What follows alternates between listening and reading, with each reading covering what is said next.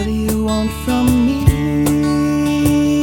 I'm just blood and flesh and bones. I'm not an answer. Welcome to Mildly Entertaining at UNCW, the show where the Office of Military Affairs keeps you mildly entertained and more or less up to date on what's going on at UNCW. Your hosts are Joanna DeMott, the Military Liaison and Program Coordinator, and Melanie Nelson, the Military Student Services Specialist. Hi, Joanna. I'm just going to tell you how you are. You are great today. I am. I like to use great because if I'm not feeling great, maybe that will be some sort of affirmation that will make me feel great. And if I'm feeling better than great, we are mildly entertaining, so I don't want to go there. So great is a good meeting point for me. How are you today, Melanie? I'm okay.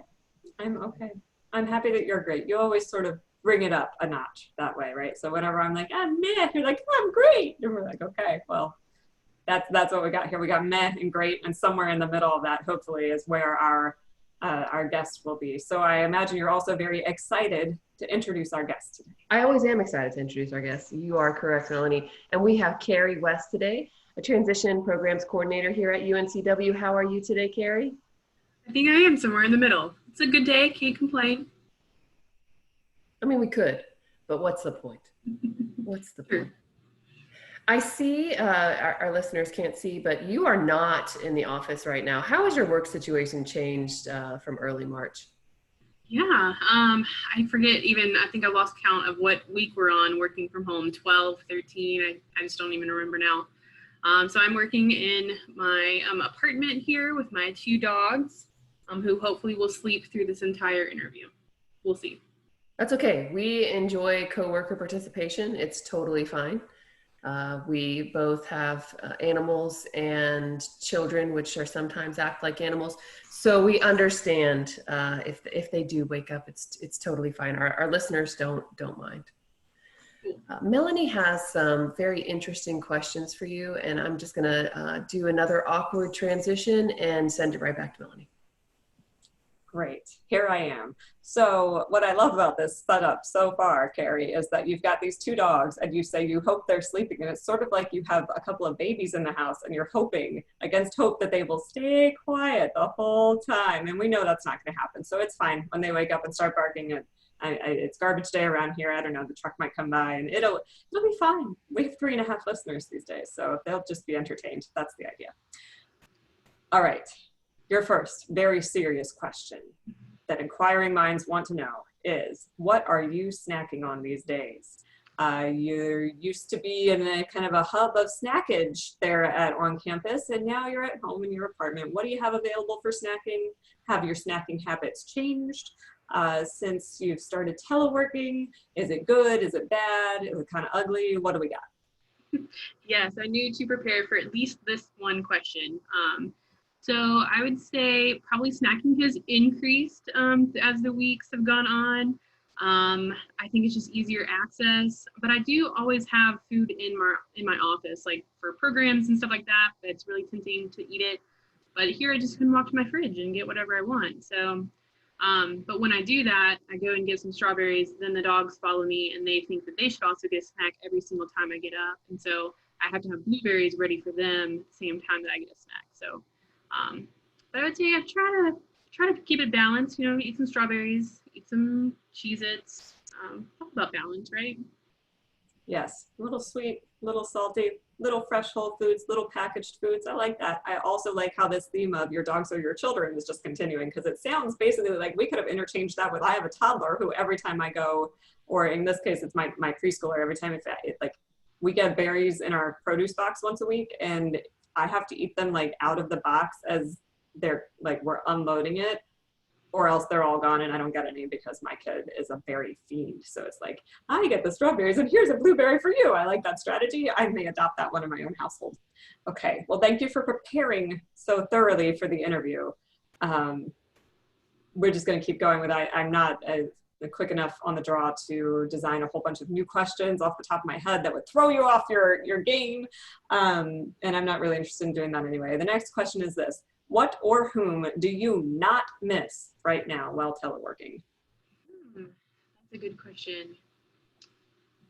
Probably an inanimate object is my work pants. I'm pretty fine working in my yoga pants and just rolling out of bed and walking the 10 steps to my desk is pretty nice. So I think when we do go back to campus, that will be a little bit of a transition. I am, like I said, I have the two dogs. One is a puppy. She's about 5 months old. So I am awake between the hours of 5 and 6 a.m. So that's not going to bother me, but putting on real clothes, I think, is what I'm fine with right now. Not missing the real pants. Solidarity. Yeah. Not really looking forward to having to go back into like, am I presentable enough to be on campus right now?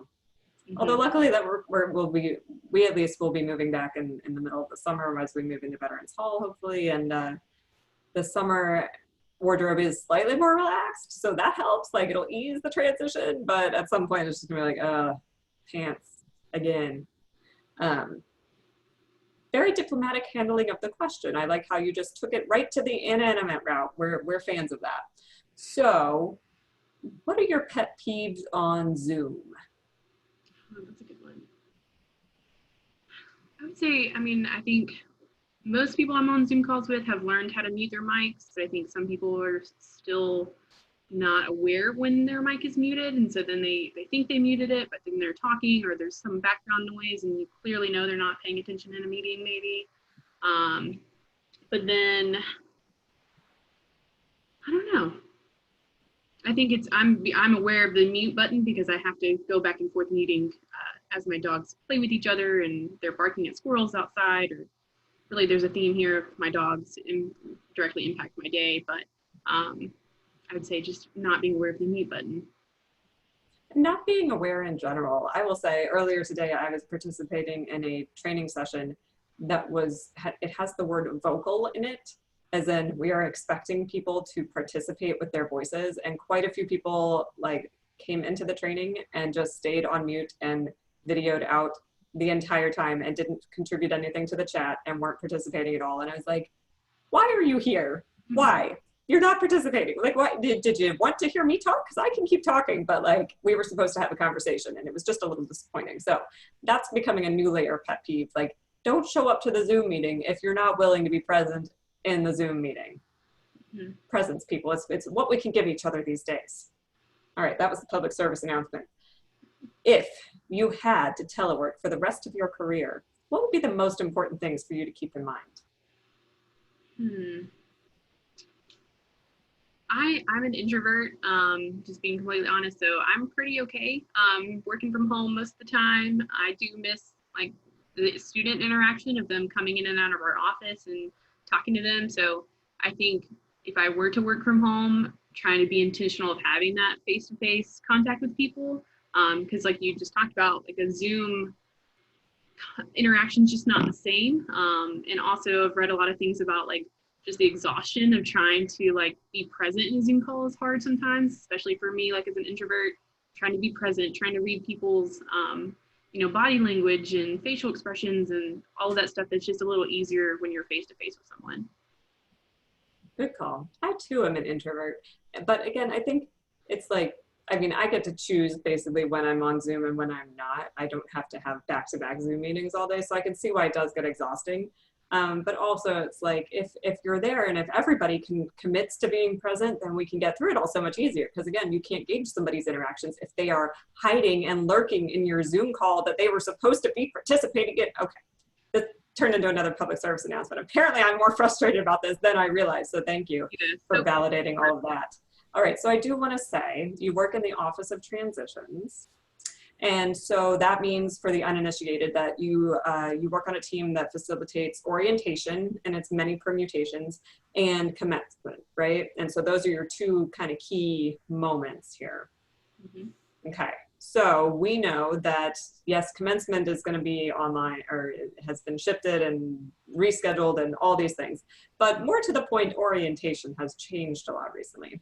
Now, on the one hand, I am sure that your team was like, holy cannoli, what do we do? And like, this is going to be so much work. And you were all like, I know you all. And you were all kind of like, let's do this. But did it kind of feel, I've just been curious as an outside perspective, right? Did it kind of feel like you were back in graduate school and somebody handed you this like problem set that was like, so let's say you had to suddenly redesign your orientation all online and in hybrid models and present different options. And how would you consider equity of access? And what are the considerations that you would be putting into all of this? Work with a group and figure it out. Did it feel exactly like that all over again? I would say this year has felt like a graduate study case study for sure. Trying to come up with multiple contingency plans for all of the programs that we do. Orientation's a beast, just straight up in its normal format, and so being virtual is going to be interesting. Trying to be as clear as we can with students, but still trying to answer all of their questions when they send them to us via email about them being confused. But we're looking forward to the first year virtual sessions will be in late July, and so we'll actually get to interact and engage new students in that way. And we're planning a couple other things in the meantime to engage with those students. Just trying to figure it out on the fly. I think that's what a lot of us are trying to do, and pivot and shift and try to figure out how we can best serve students, and even if it's not in a normal way, but in a new way that still helps them make those connections to campus. Yeah, it's so interesting coming at it from the military perspective, where I worked in operational logistics for a while, where I was out to sea on a ship and you have to coordinate with another ship to get them to come and drop like more supplies with you. And I was out of this and I needed that, and we'd be up in the middle of the night like trying to rework this whole grid, right? And so there was never we were always in agreement that we were going to make the plan, but we were always going to use the contingency. So like contingency planning, after a while, when you've been dealing with the pivot on a daily basis, you just plan contingencies automatically. But then you come into the state system, and people don't like contingencies in the state system. They like to know what to expect. They want things to be the same as they've always been. We're not interested in evolving. We want things to be the standard thing that they've always been. So it's sort of been fun to see. And I realize saying fun is a really sick twist on COVID, right? I'm just gonna own that right now. It's a really skewed perspective on this, but it's been fun trying to see people who have not had to do a ton of contingency planning other than like, okay, what if it rains, right? We can move the event inside and we will just cancel this part of it and it'll be fine, to a full on, let's shift our modality totally and let's shift our thinking and let's bring in all those considerations that we were always taught we needed to consider back in graduate school, but maybe never had the opportunity or the freedom to really pursue. And now we're here and we're in this space, and I think it's just very exciting. Yeah, I agree. I mean, I think like I am someone who loves coming up with new ideas and being innovative. And I think that's just, it's the time that we need to do that, to figure out what students need. Because they're going to be coming into a completely different experience in the fall. And, you know, I've worked at UNCW for 2 years, and I don't know if I've had a normal quote unquote semester yet. Came in fall of Hurricane Florence, and then maybe that spring was normal, and then Hurricane Dorian, and then COVID. And so, you know, being aware that these new students are coming in a different kind of semester, and doing our best to help them have a normal quote unquote experience.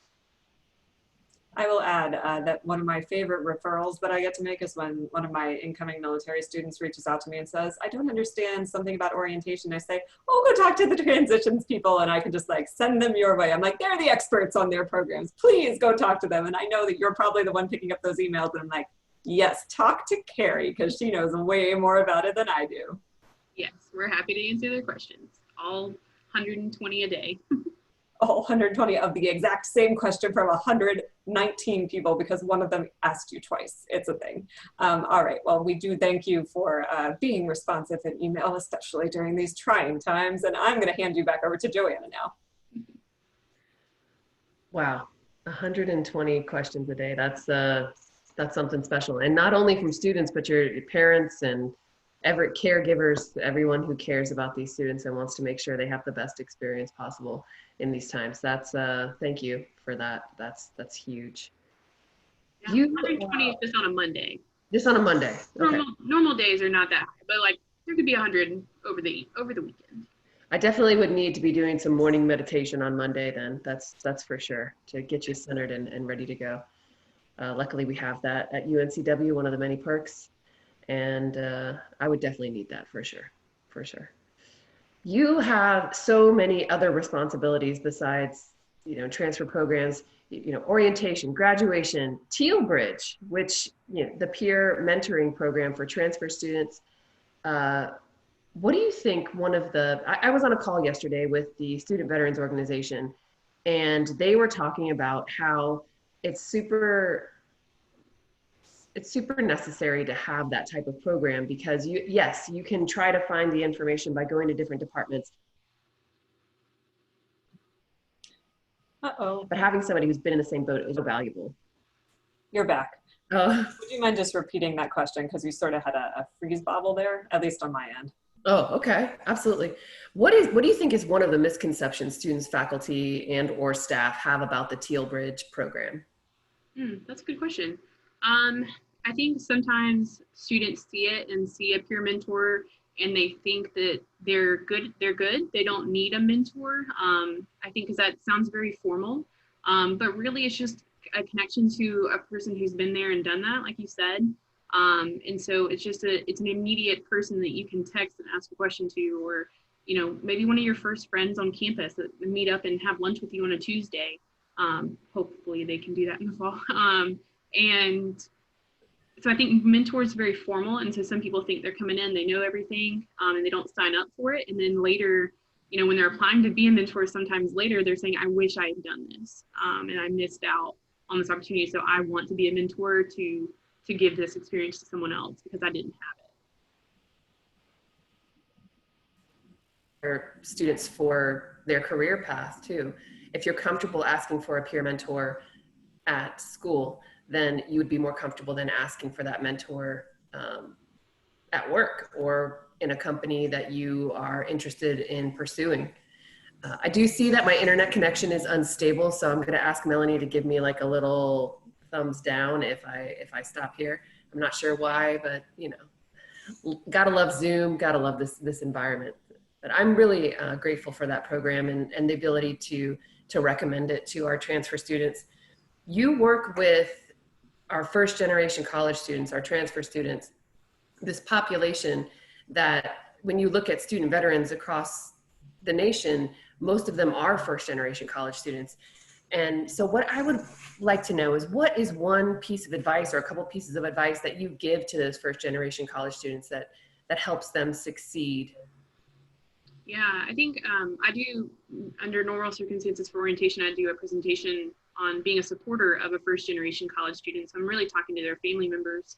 But just in my interactions with students, like you said, just about 1 in 3 of our transfer students are first generation to go to pursue a 4-year bachelor's degree. And I think it's 1 in 4 or 1 in 5 of transfers are military affiliated as well. And so those are pretty large sections of our population of transfer students. So I think 2 things came to my mind. The first one is to think of the big picture. Sometimes, studying for this biology exam or going and doing your laundry when you need to be studying or something, those little details sometimes are hard, make it hard to think of the bigger picture. And so I try to reset them and try to recenter them and remind them, like, get through this semester, and you get through this semester and then you're going to graduate. Like, that's the big picture. That's what I tell families too, is that just to help them think of the big picture. The goal is graduation, to walk across that stage. And I tell them, for me, that's one of my proudest, I was a first generation college student. That's one of the proudest days of my life still, is looking up in the stands and seeing my entire family watching me walk across that stage. Is just surreal. And so that's one thing, is just to try to recenter and remember the big picture. And then 2 is to learn to ask for help when you need it. When I talk to transfer families, it's kind of like teaching your student to do that. It's the adult thing to do, to ask for help when you need it. But for first generation college students, it's a hard skill to learn. Still one I struggle with, asking for help when I need it. Just a reality of whether they're first gen or so they're not familiar with the college environment, or like I come from a working class family, and so that's just not really in the nature of some students to ask for help. So that's the skill set they need to learn. And so I hope they start with me, or they start with their mentor, they start with someone that they trust, and then they just continue asking those questions, because that's the only way they're going to find the answers, or they're going to learn new opportunities, is to ask. Absolutely. And we joke about that 120 emails that you receive, but I know that you're happy that people are willing to ask for help and that they're going to receive it rather than not asking and not getting the answers they need to help them succeed. That's Yeah. amazing. Yeah. We just love it too when they just, are nice in their emails. That's an added bonus. I just really thank you so much. I appreciate all that you do. Just every once in a while is really nice. Good to know, and good practice to have just in general. Yes. It makes things easier. Email etiquette is something our hopefully incoming students are learning. We absolutely hope. You're a member of the Division of Student Affairs Diversity Committee. What has your experience been like on that committee? Have you grown personally or professionally? Would you recommend other staff members take the opportunity to join a committee such as this if given the opportunity? Yeah, so our committee is really focused on staff development. So we don't really necessarily do programming for students because there is the Office of Diversity and Inclusion on campus that really focuses on students. And so we focus on some staff development within the Division of Student Affairs. And really we send out, when we host events, people are across campus are invited to join us. So in the past we've done like soup and stories. We'll bring soup for folks to eat lunch, and someone from campus will just share their story about their background or growing up or whatever that looks like. We've done ones kind of like we read the book so you don't have to, and so we did that a couple of months ago just before we left campus with a book called Dear America about a journalist who does not have immigration papers and how he's kind of lived in this country. And it's been really interesting being on the committee. Every time we meet, we kind of do a knowledge drop is what we call it. So someone brings in an article or something and a topic for us to discuss just as a committee. And I think it's just important for us to like have those conversations, whether we're on the diversity committee or with our staffs or whatever it is, to talk about topics that may be relative to our students and their experiences, and some that look like us and some that don't look like us, especially with the last couple of weeks and everything that's going on in our country. I think it's important that we put in the work ourselves as staff to be able to better serve our students. Absolutely. That's amazing. I'm glad to hear about these things. Being off campus, I don't get to see all the wonderful things that are going on. I read them and I think, wow, so impressed that the university cares that much that there would be these opportunities for staff to learn in these really cool ways. You are also a strengths coach. Can you tell me a little bit about that? Yeah, that's a really fun thing that I get to do outside of my job description. So in the Office of Student Leadership and Engagement, their staff are trained strengths coaches. And so they have trained different staff across campus to be strengths coaches.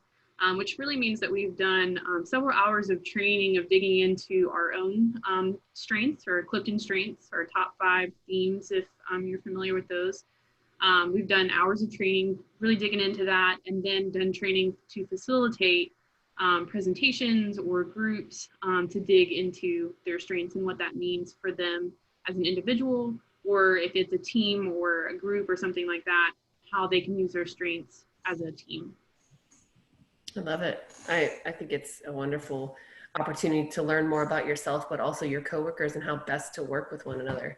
Really awesome that you're there for that. I didn't know. So that's cool. So our listeners now know too, and can look that up and dive in a little deeper. I love it.